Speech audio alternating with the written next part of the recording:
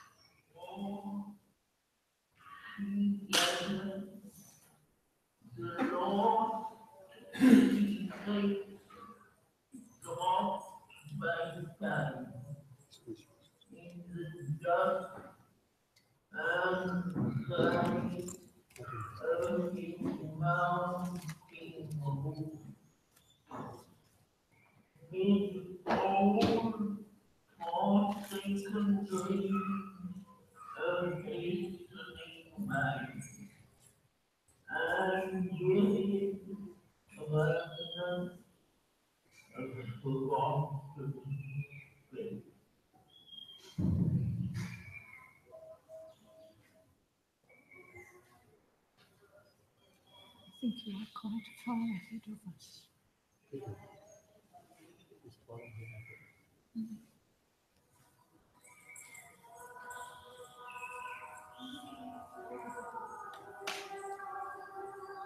Got the texts.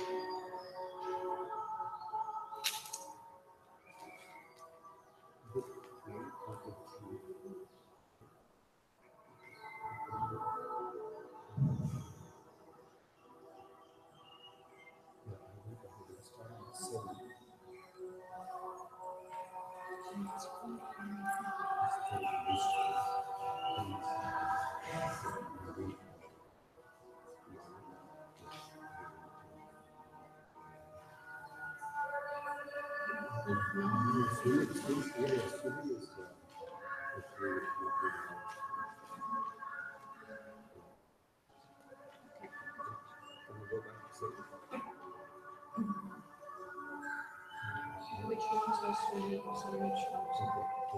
Around the world, Yes. without the so 60 steps. No, but we haven't walked this section. So you are quite a section that you are in the then we try the Canto.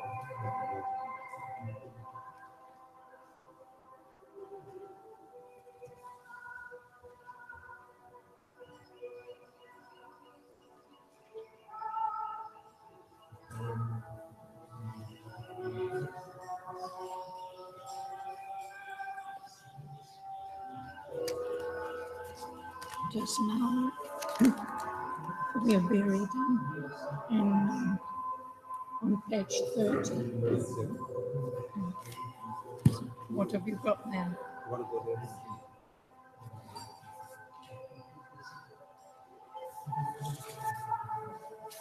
There's nothing in the Page 30 to page 34. There's nothing. Yeah, only 34, yes, 34. Okay. Now we're about to start, so let's stick with it.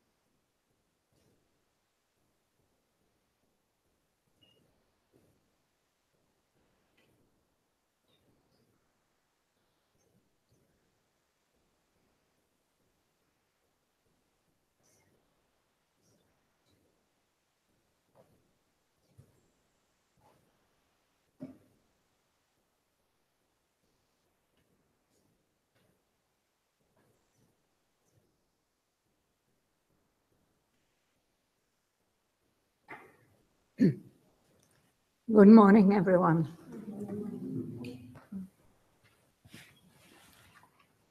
We're reading in Book 1, Canto 3, and we reached page 30,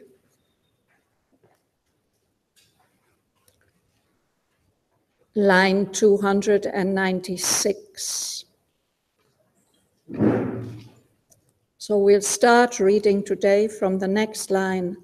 All was revealed there, none can here express.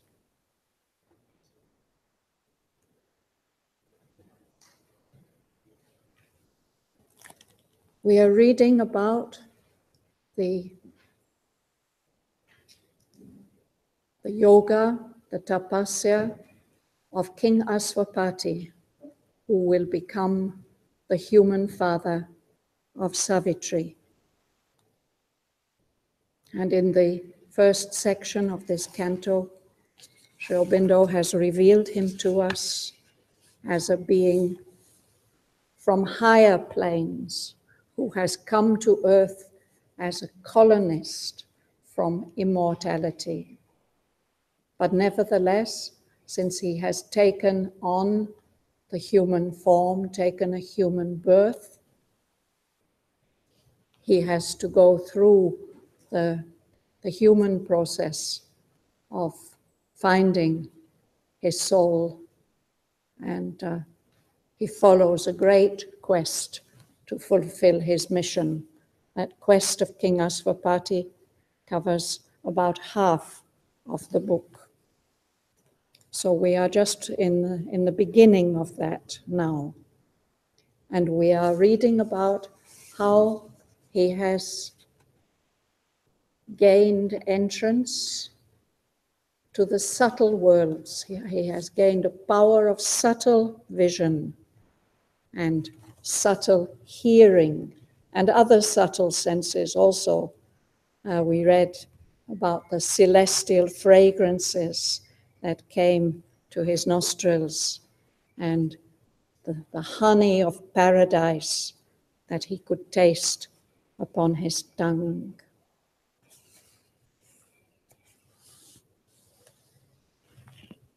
You would start, please, Patty? Page 30, line 297. All was revealed there, none can here express. Vision and dream were fables spoken by truth, or symbols more veridical than fact, or were truths enforced by supernatural seals. Immortal eyes approached and looked in his, and beings of many kingdoms neared and spoke. The ever-living, whom we name as dead, could leave their glory beyond death and birth to utter the wisdom which exceeds all praise. The kings of evil and the kings of good, appellants at the reason's judgment seat, proclaim the gospel of their opposites, and all believe themselves spokesmen of God. The gods of light and titans of the dark battle for his soul as for a costly prize. Thank you.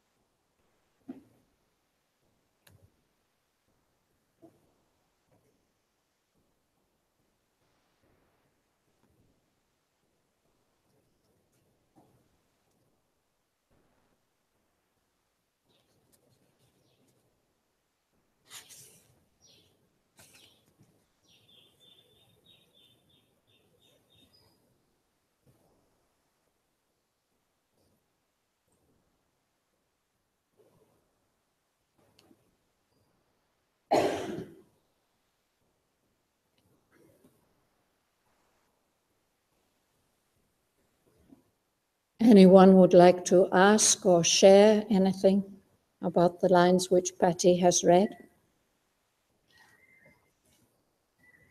It's 109 supernatural seals. I think this seal, it is the idea of the ruler, the person in authority. He puts his stamp, his seal on a document, and then that document has to be enforced. So here it is that the visions and dreams which Aswapati experiences are coming from that realm. It says they were either fables, that's meaningful stories, spoken by truth, truths expressed in story form or in the form of vision and dream, or they were symbols that are more veridical, more truth-telling. They express more truth than fact, than earthly fact. Or they were truths enforced by supernatural seals. There's an authority behind these truths that will be implemented. They will be enforced. They've got that mark of approval of truth on them. Supernatural means both good and like positive and negative, or both? I think in this case it means more than natural, from a higher level than that of earthly fact. We always tend to think that that facts are true, but I don't believe that's the case, that we have earthly facts, it is true, but there are supernatural truths which are much truer than what we call reality, what we call fact. They belong to a higher nature, the divine nature, not this evolutionary nature here.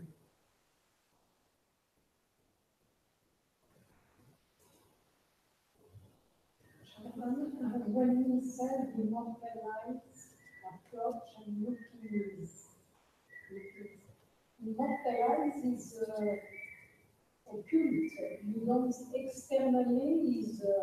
Yes, these are the eyes of immortal beings. These are experiences that he's having in his first encounter with the subtle world. So these immortal beings come, meet him, look at him. They even speak to him, later on. Something to share, Tuan? His experience when he's in jail, no? That comes a little bit later, no? When it says, the ever-living, whom we name as dead, could leave their glory beyond death and birth to utter the wisdom which exceeds all phrase. When I read these lines, and when Tuan reads these lines, he thinks of one of Sri Aurobindo's experiences when he was in Alipur jail. He has told us about it, how the spirit of Vivekananda, who by then had left his body, one of the ever-living whom we name as dead, came to him and explained to him about all the many planes of existence. And Sri Aurobindo says that the spirit of Vivekananda came to him regularly every night over a period of about 2 weeks, I think, until he had made Sri Aurobindo understand about these planes. And then he stopped coming.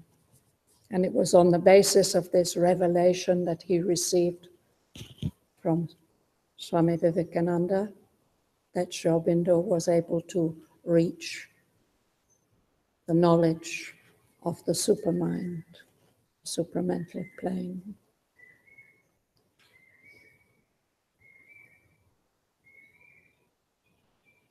I have another question about it. Yes, Larry. Sometimes we might have dreams of people who have passed away. Sometimes I need to know my father or things like that passed away long ago. So I wonder whether people in general, not just people commanders, but people in general still live somewhere. I think that's for sure, yes. But they're living But in- whether they bother to come and share things with us, that may happen very occasionally, I think. But they are having different bodies in their next lives. Unless they are. But they may be these ever-living beings on the immortal planes, and they can come and communicate with us. The question is about family, like other who have passed away. If it is something recent, then it may well be the spirit coming and communicating. There was somebody in the ashram who seemed to have a special affinity with that world, and ashramites who left their bodies very often came and communicated with him. But if it's after a longer time, if it's after decades, then it's more likely to be some kind of knowledge about those people that you're holding in yourself and that comes to you through the subliminal in sleep.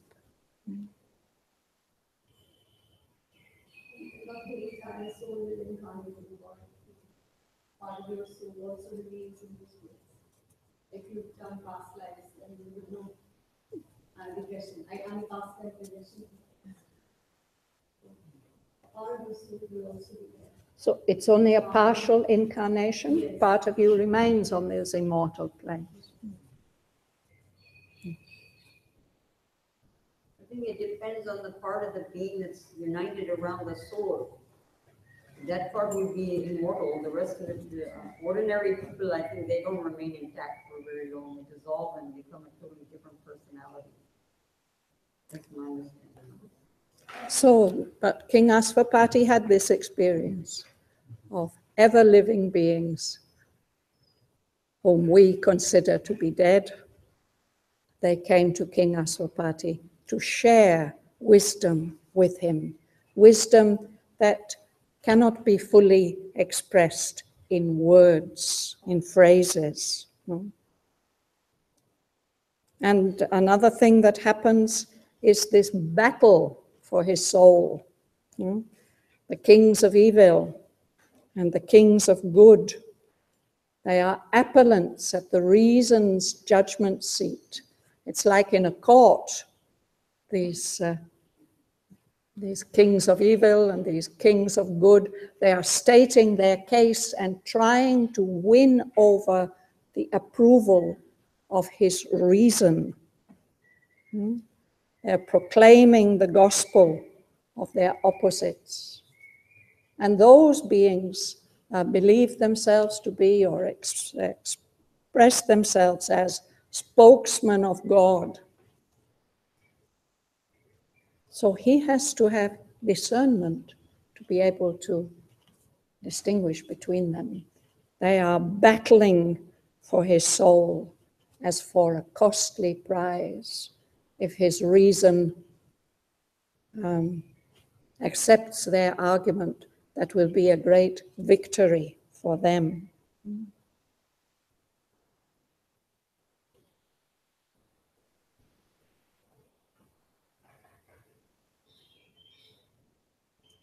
And he's aware of this battle going on. Perhaps for all of us it is happening to a greater or lesser extent. But we're not always aware of the way that the kings of evil and the kings of good are battling for the approval of our reason and the ascent of our soul.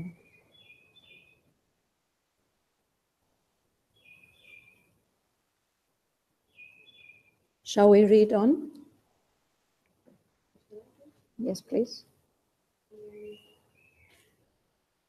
In every hour loosed from the quiver of time, there rose a song of new discovery, a bow twang's hum of young experiment. Each day was a spiritual romance, as if he was born into a bright new world. Adventure leaped in an unexpected friend, and danger brought a keen, sweet tang of joy. Each happening was a deep experience.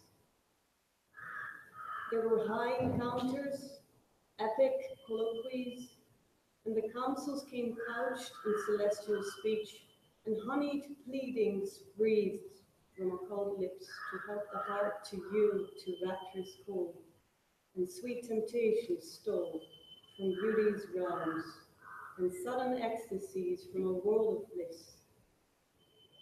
It was a region of wonder and delight. Thank you.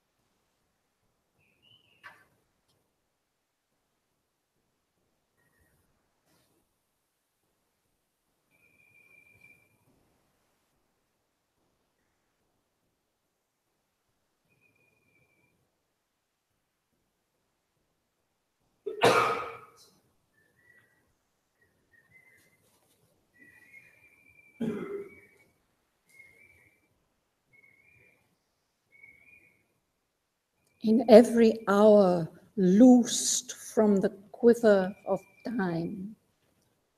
Quiver is one of these many words in Savitri, which has a double meaning or has two separate meanings in this case. A quiver is a little movement of fear or delight, a little trembling, leaves quiver in the wind. But this has nothing to do with that. This is the quiver, the container for the archer's arrows. The archer has a container he wears on his shoulder where he has his arrows in, and when he wants to shoot an arrow, he pulls it out, puts it to his bow, and looses it. So Sri Aurobindo here is experiencing the hours which King Aswapati experiences. In every hour loosed from the quiver of time, there arose a song of new discovery. As the bow lets loose the arrow, the sound of the bow string and the arrow flying off, this makes a song of new discovery, something new and exciting. A bow twang's hum of young experiment. That what is it called? The rope of the bow. When you pull it back and let go, it twangs. It gives a sound. And the arrow itself makes a sound. So this is something very exciting. A song of new discovery. A bow twang's hum. I think it reverberates. It's a song of young experiment, something new and exciting. So in that way, every day, each day, was a spiritual romance, a romance in the original meaning of the word, which is of a collection of exciting, unpredictable adventures, unusual and fantastic adventures.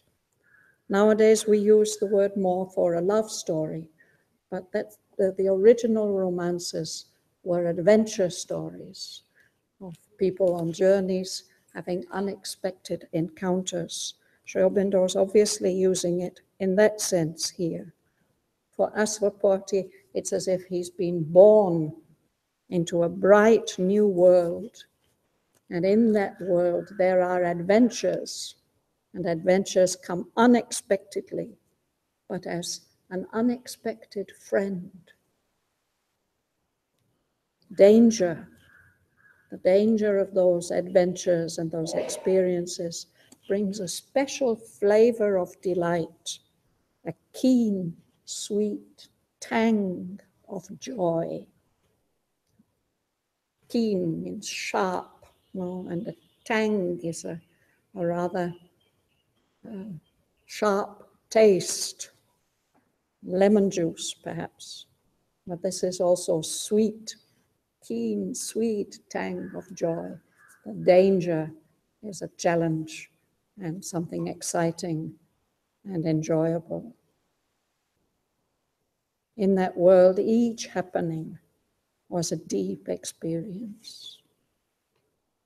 So there he meets beings. There were high encounters with noble and magnificent beings and epic colloquies. A colloquy is a conversation, usually between two people. This is something on a very high and noble scale. And counsels came, advice, couched in celestial speech. It's as if heavenly beings are guiding and advising him.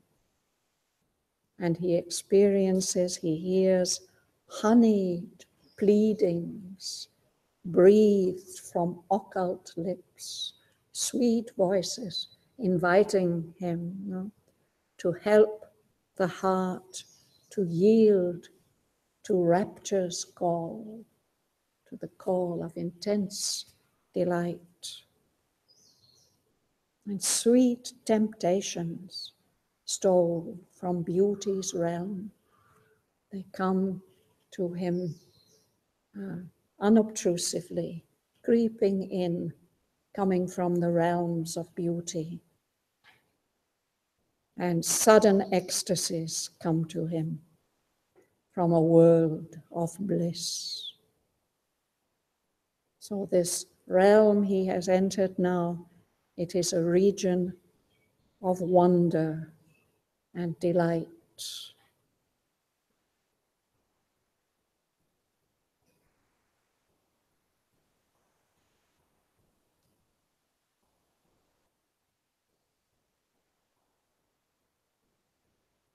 Anshul, would you read?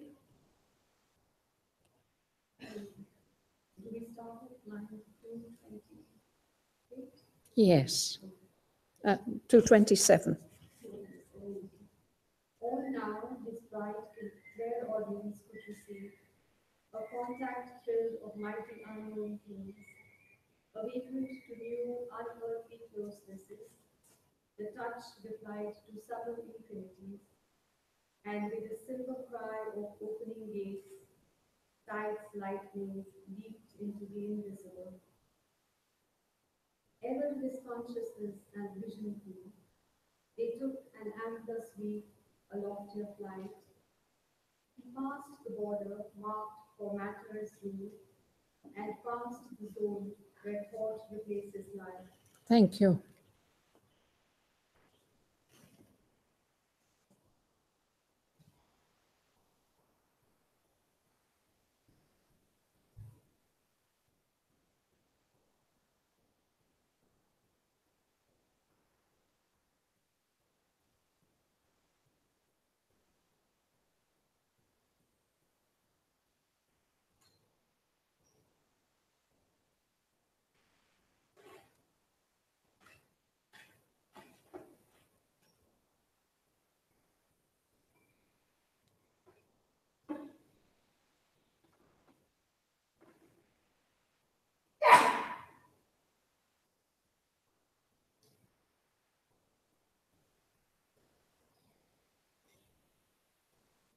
All these experiences are the result of the development in him, the growth in him of subtle senses.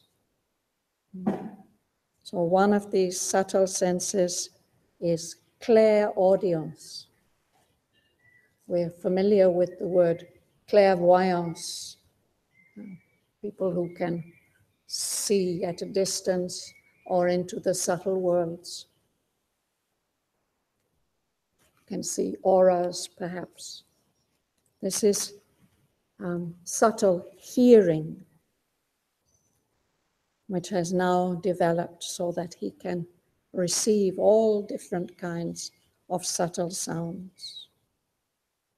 And there's also a new sense of touch, a contact, thrilled, of mighty unknown things. He's able to feel the touch, the contact of those mighty unknown things.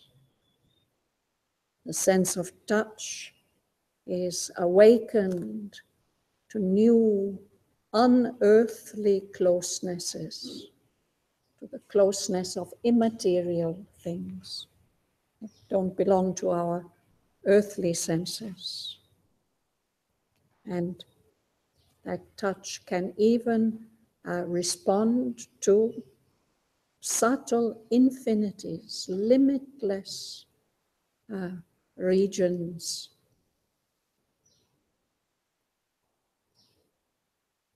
And a new sense of sight opens up with a silver cry of opening gates. Sights, lightnings leaped into the invisible. It's as if a wonderful silver gateway into the invisible world opens up with a very special sound, because these gates are made of silver. And if it's an iron gate, it may open with a kind of creak, no? But a silver cry of opening gates, his sight is able to leap in to the worlds that are normally invisible to us. And as a result of this, his consciousness and his power of vision are constantly growing. They are taking on an ampler sweep. He can see a greater range of things, and they take a loftier flight, rising up to higher and higher levels of consciousness. So he, in his consciousness, Aswapati passed the border marked for matter's rule. That there's a kind of borderline. Matter rules. Matter may also have its subtler aspects, but he goes beyond that borderline, and he passes the zone of thought, the zone where thought replaces life. He's moved higher than that. Later on in Book 2, we shall be able to follow King Aswapati as he systematically explores these realms, from the world of subtle matter to the different levels of life, the different levels of mind and beyond mind. But here, at this stage, it is as if he's getting from time to time experiences that pass beyond these borders. This thought replaces another zone is not very clear. Well, there's the realm of matter, there's the realm of life, and there's the realm of thought. Sri Aurobindo has very concisely expressed that King Aswapati not only passes beyond the realm of matter, but also the realm of life and of thought, and gone beyond. He's mentioned all the three without going into detail. In Agenda 1962, Mother described to Supreme, his consciousness is in 2000. The consciousness of the mother is in 2000. And she tell, I have vision, I prepare. It's very, very, very interesting. C'est-à-dire, mother, his consciousness go, not stay in the moment, but living so far ahead. and maybe he prepared 2000. It was that when Philip coming in Auroville, he tell me it's a time of Shakti. Mother prepare women. Alors maybe mother prepare. Yes. Thank you. I correlate when I discover mother. Thank you. May I say something? Yes, please, Tuan. There are two things which hit me after this passage. It's very long that he talks about this, but at the end he calls clear organs. It was a total surprise for him. As a matter of fact, I never read other writers writing about this so strongly. And second, when he, at the end, he sums up all those senses, smell is missing. Okay, but it comes at the top of page. Yeah? It comes at the top of page 29, second line. In the nostrils quivered celestial fragrances. On the tongue. Anyway, it does not list it anymore. No, he doesn't mention it again. No. Sounds like I think clear perhaps organs. in book 11, he does. But he speaks a lot about the subtle hearing. Yes. It's surprising. Several pages. Yes.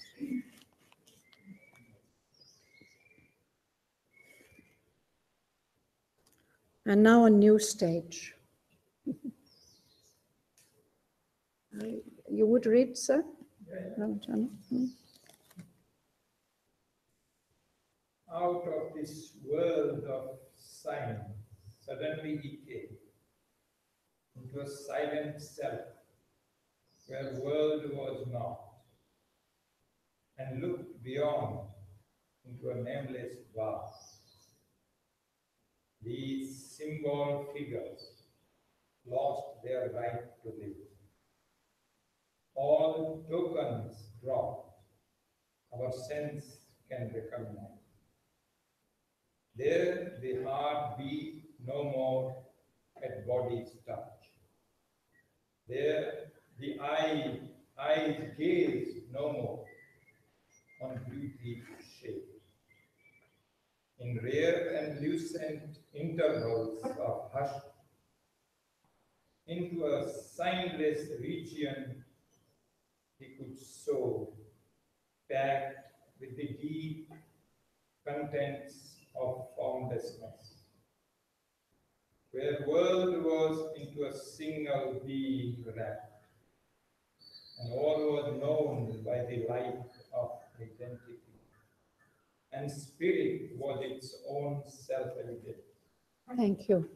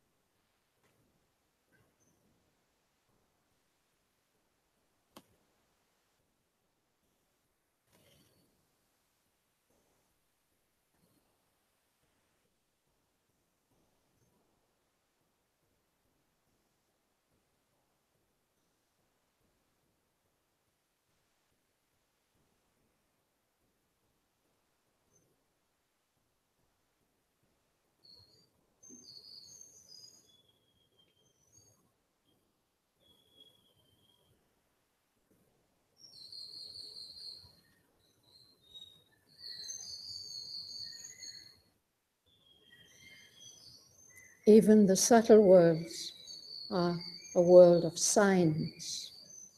There are forms, symbol movements. But suddenly, King Asvapati enters or finds himself in a state of silent self where there is no world. And he's looking even further into a vastness where there are no names, no forms. World of signs, please. This is a world of signs. Everything here is a sign of something else. And our senses pass these signs on to us. But Sri Aurobindo is describing a world where there are no signs.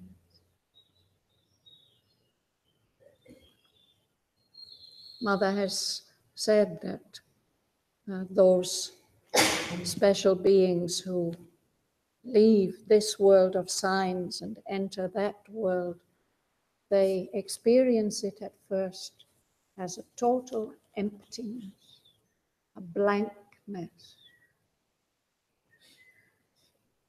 But she said, actually, it's not like that.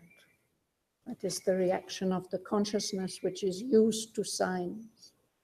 That realm of formlessness, here he says it, is packed with the deep contents of formlessness. The infinite potentialities that are not yet, or that may be expressed in form, but there their formless origin is. Is that the experience of moksha?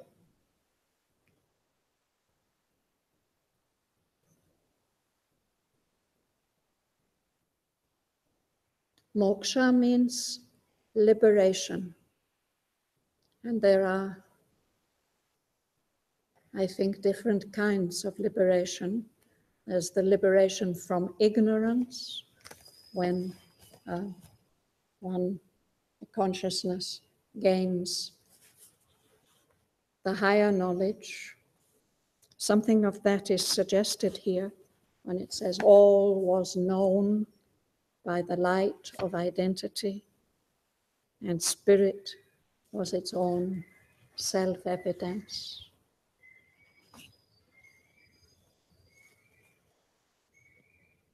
I can't say more than that. Sorry? This is only a momentary experience that he is having. Later on, we shall see that he enters the self of mind in Book 2, this Canto 13. And there it seems as if he's reached a kind of total liberation. But for King Asvapati, that is not the end of the journey. This must be what it feels like in Nepal. No? He's from Nepal, he's from Jammu, the Himalayan region, no? This nameless vast. Isn't it? That's like that's the place on earth where it's touching. So surely it's felt that that's the highest region we can attain on earth. Yes. But this is obviously beyond this earthly material sphere.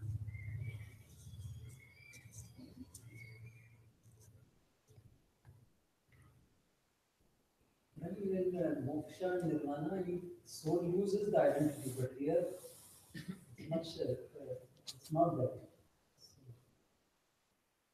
It's a stage of evolution going on. Well, this canto is called the Yoga of the Soul's Release. So I think these are experiences which Asvapati is having as the inner being grows and widens and becomes more refined and subtilized, he's getting glimpses of many different kinds of experience. And finally, he does experience the release of the soul at the end of the canto. You just come out of the cycle of birth and rebirth. That's another kind of moksha, no? It's the release from the cycle of birth and rebirth. Anyway, here it's important for us to stick to the text. I think what we are receiving is evocations of experiences that may happen as the subtle being comes more into our awareness, as the consciousness deepens. And as I mentioned before, these are all experiences which Sri Aurobindo had and which he has recorded in one way or another here and there, as well as here in Savitri. Perhaps this is the most detailed record of his own experience.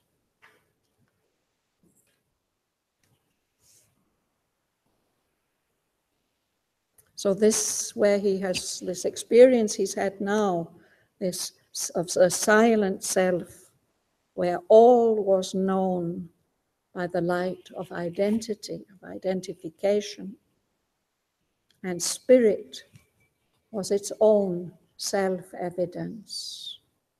It doesn't have to prove or explain anything.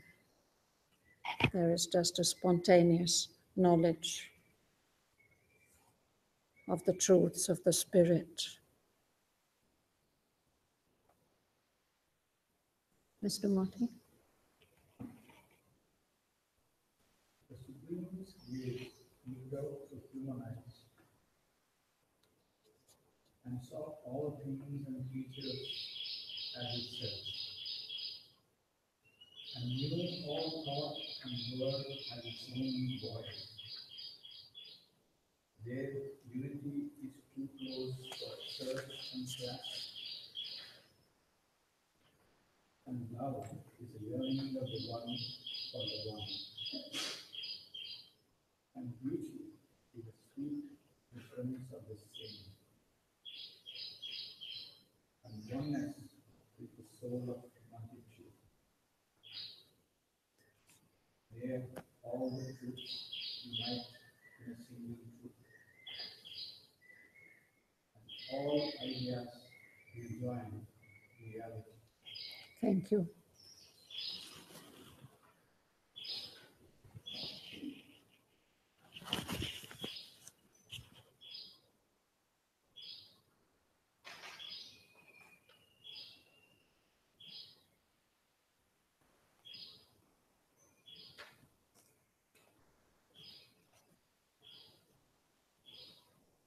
It's interesting that this is from the perspective of the soul's experience. It seems to me. In Buddhism, I know we should keep the text, they don't believe there's a soul, whatever. But they still retain this formlessness without the soul. Mm.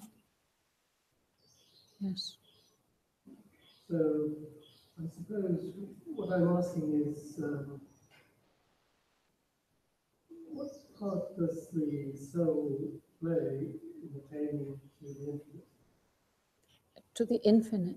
Well, to moksha, to Yes. these levels where the ego dissolves.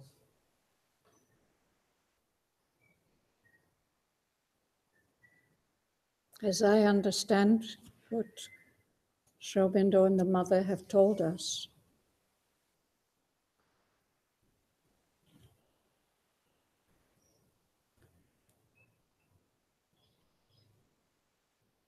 our true soul, our soul in its origin, is infinite and eternal, and a portion of that one, this single being into whom everything, all the manifestations of the world are wrapped in this experience of King Asvapati. It's as if he's touching the origin. And there, everything can be known, not as an object, but subjectively, by identity. And these next lines, which Mr. Moti read, they are elaborating on that experience. Asvapati feels the Supreme, the One, the origin, looking through his human eyes and seeing all things and all creatures as itself, as emanations, as expressions of itself. And thus he knows all thought and word as its own voice, the One experiencing himself expressed in all the manifestations of the world.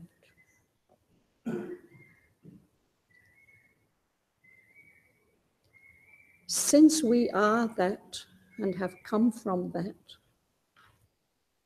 it is possible for us to find it in ourselves. To do that, unless it just comes by grace, unless it comes as it comes to King Asvapati because of the preparation of many previous lives and experiences on higher planes. We had a recent darshan message. Mother says this can be reached through concentration and introspection.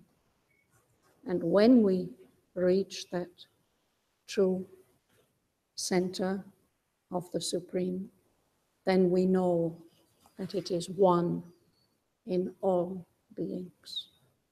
And then that is a liberation from the separate ego, a liberation from many human attitudes and ways of experiencing things. Does that answer your question? No.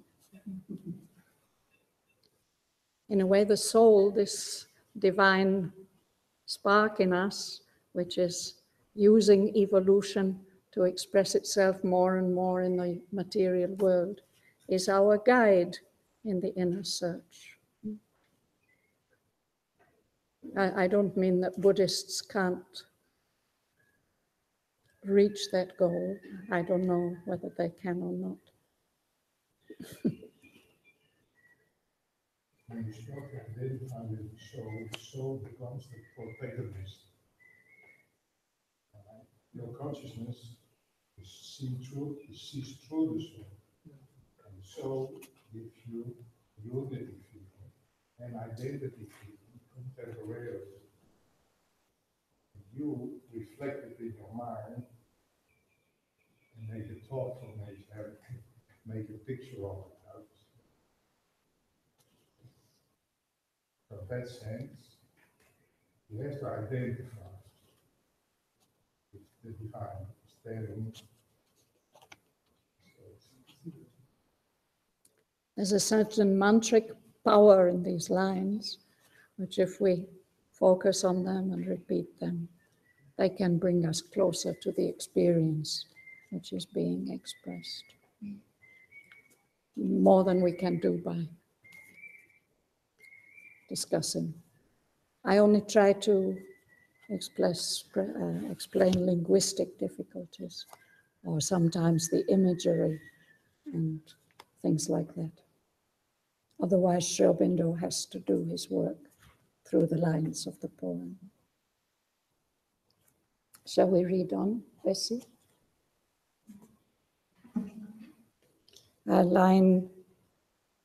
It's the last line on page 31, their unity.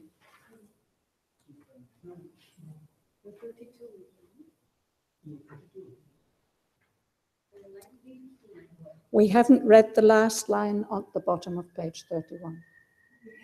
We have. I do it again, it's so good. Yeah, it's perfect. Let's do it again.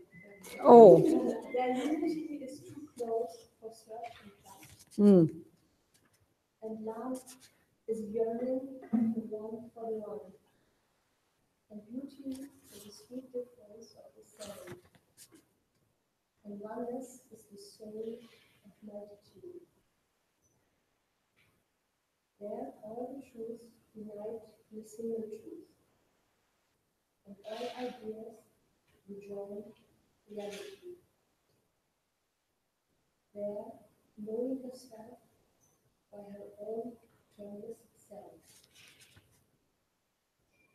Wisdom, supernal, wordless, absolute, set, uncompanioned in the eternal calm.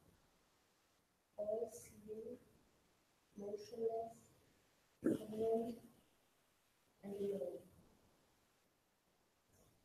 There, knowledge needs not words to embody idea. Idea, seeking a house and boundlessness, weary of its formless immortality.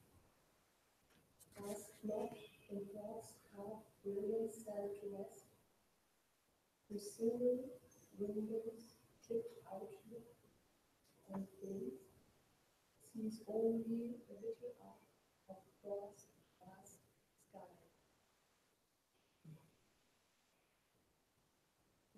Boundless, to the boundless, there consorts, while there one can be wider than the world, while there one is one's own infinity. Thank you.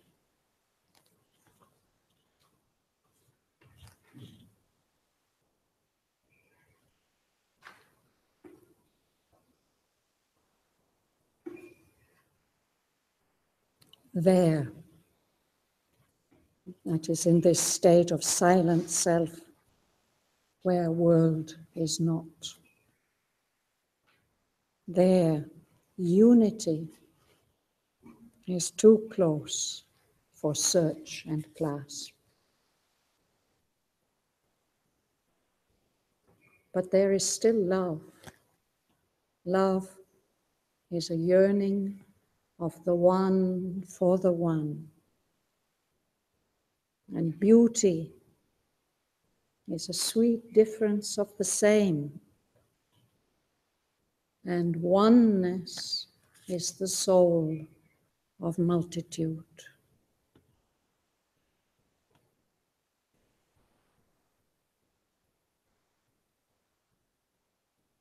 There, all the truths unite in a single truth, and all ideas rejoin reality.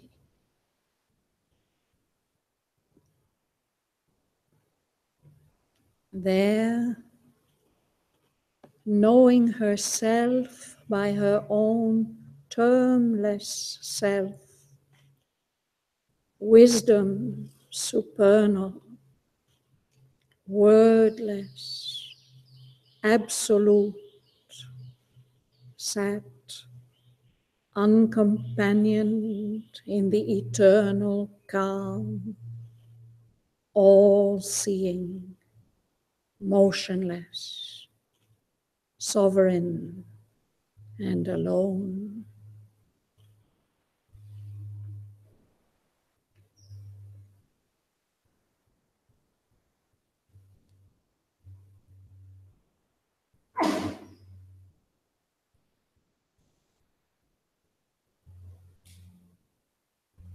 There, knowledge needs not words to embody idea. Idea seeking a house in boundlessness, weary of its homeless immortality, asks not in thought's carved brilliant cell to rest, whose single windows, clipped outlook on things, sees only a little arc of God's vast sky.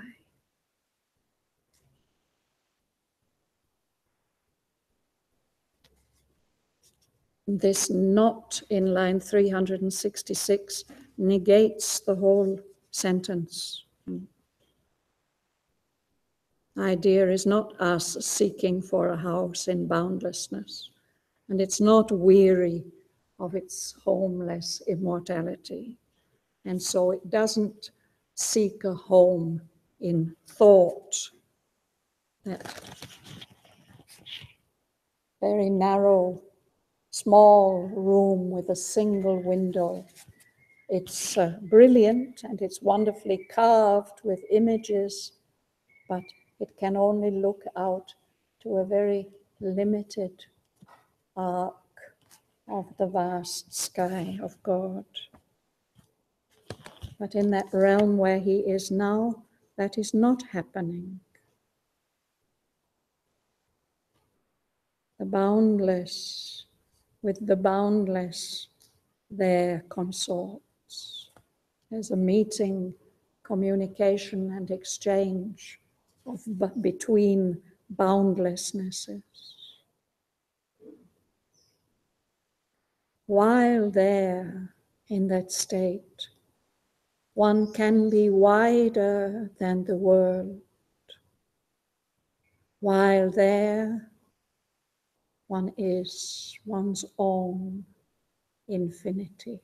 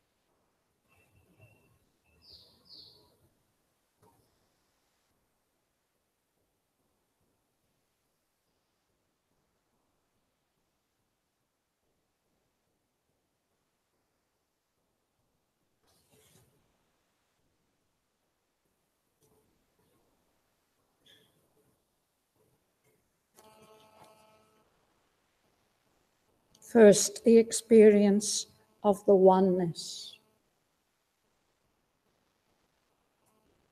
and of being united with the Supreme. Several different aspects of oneness, of the unity.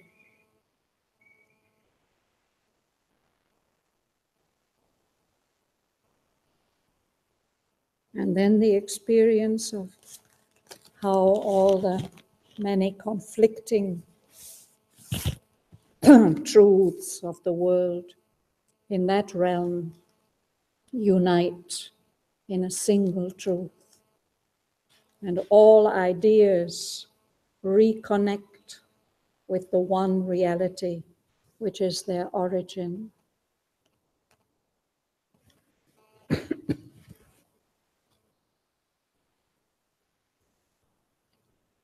That is the home of the supernal wisdom.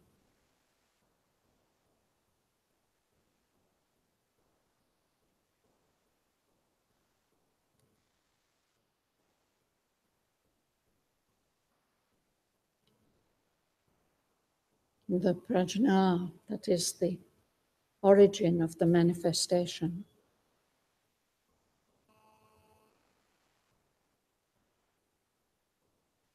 Their knowledge needs not words to embody idea.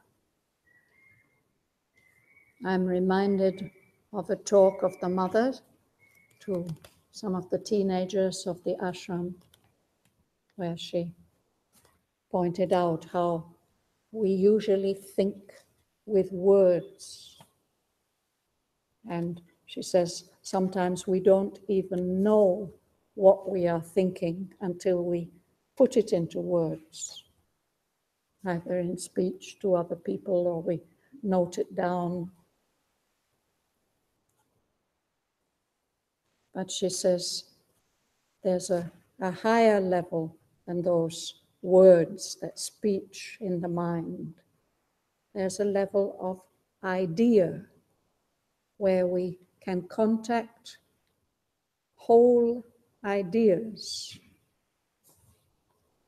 If we don't hurry to put them into words, to express them in words, if we can just hold them as ideas, we find that they can be expressed in many different ways of words, forms of words. And if we can learn to think like that, when an idea comes, we can let it choose its own form of words, and that will be more effective than anything that we could manufacture for them in our mind. But beyond the realm of ideas, she says, there is the realm of experience. And one should learn eventually to think in experiences.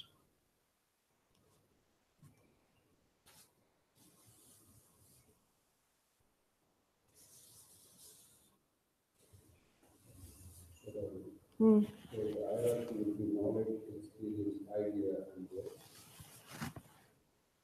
I think first comes experience.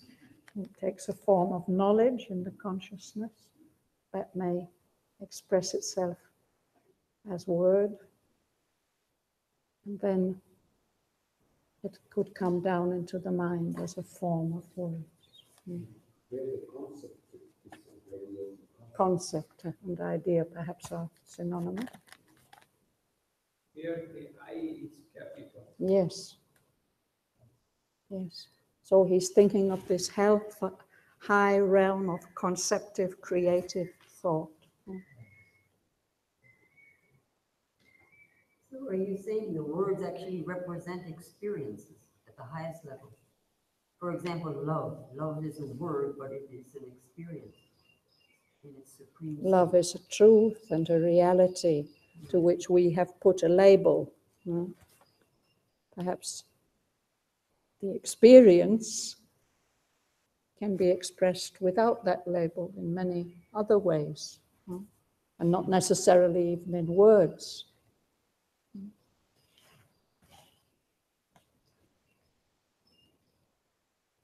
In other ways.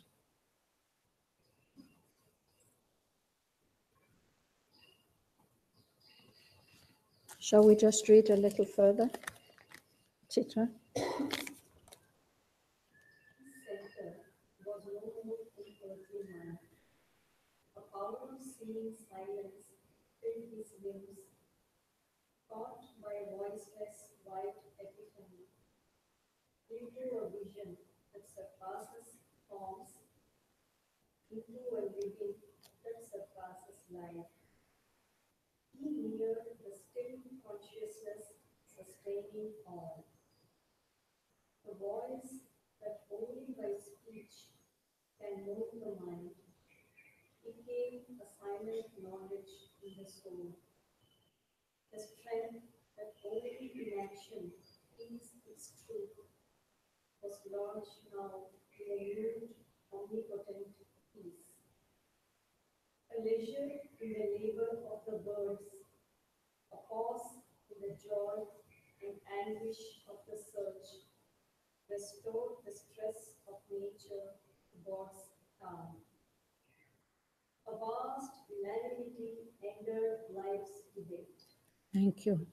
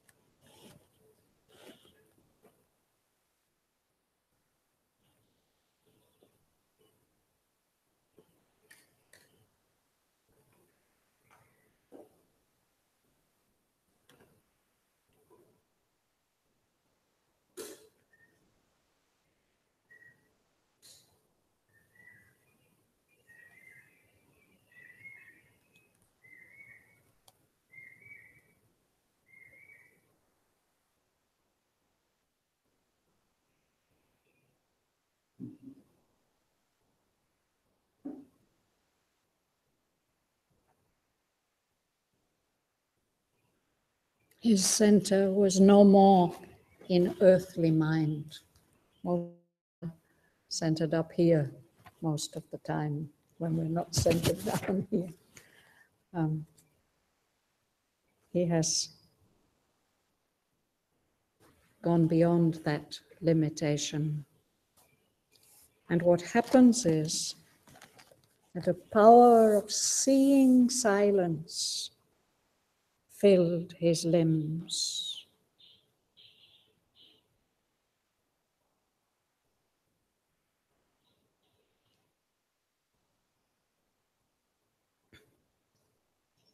If you take the trouble to observe yourself in contemplation, in meditation, you may notice how much the whole body is affected by the tension of thought. And that if the mind falls silent, or if you come out of the mind, if the consciousness comes out of the mind, that's a tremendous relief to the body, to all the parts of the body. It's something like that, that instead of this thought atmosphere filling his body, it's this power of silence, silence that has vision, that can see, that is conscious. The power of seeing silence filled his limbs. And in that state, he's suddenly caught by a voiceless white epiphany.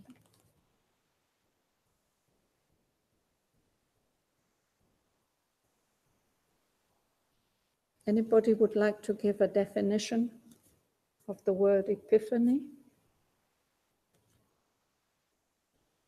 Or the story or poem where the truth comes out, the real truth comes out.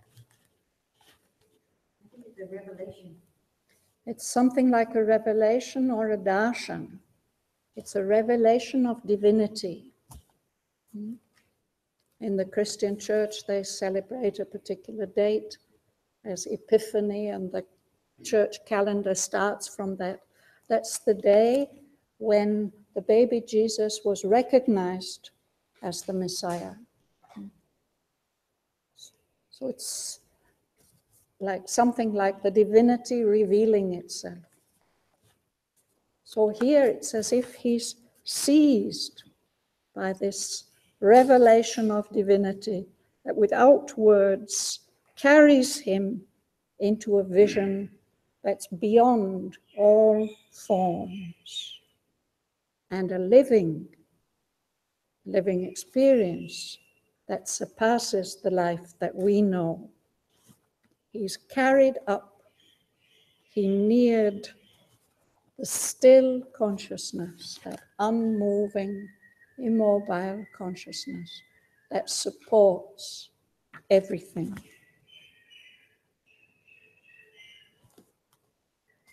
So this voice that only by speech can move the mind is transformed into a silent knowledge in the soul. And the strength, the dynamism of life that can only feel its own truth in action is now lodged, it's fixed, it's held in a mute, omnipotent peace. And in that silence and stillness, Asvapati experiences a pause, a leisure in the labor of the worlds, as if all the effort and energy, movements of energy that are going on in the universe, as if it all stops. A pause in the joy and anguish of the search. Restored the stress of nature like pressure and constant impulsion of nature, to God's calm. Everything becomes quiet. A vast unanimity ended life's debate. All the conflicting and contradictory impulses and movements and urges, everything falls into complete agreement. A vast unanimity ended life's debate.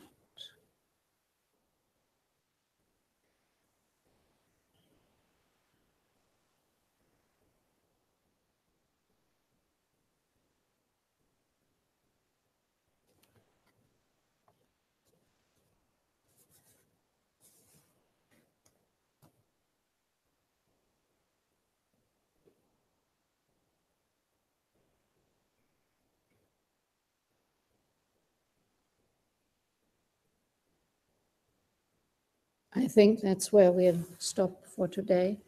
Next, Sri gives a list of all the things that stop in that vast unanimity.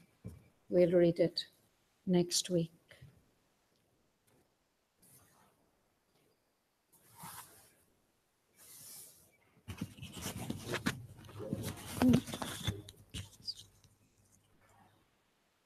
We'll listen to Mother. And the kings of apples and the heathens judgment see, proclaim the gospel of their Lord, and all believe themselves spokesmen of God, the God of light and titans of the dark, battle for his soul as for a costly price.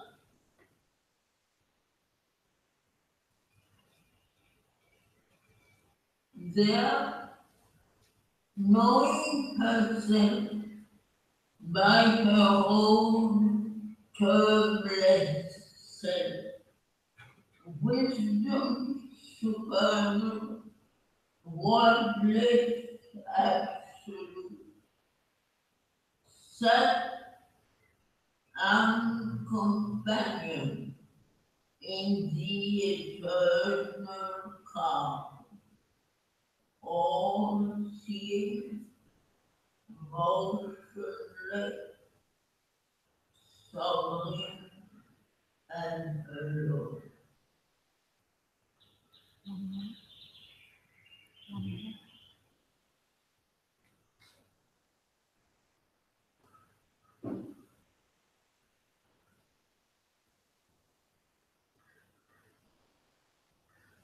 An old pull of subconscious core renewed. It draws the unwilling spirit from the height, or a dull gravitation drags us down to the blind driven inertia of our base. This too the supreme diplomat can do. He makes our fall a means to greater height.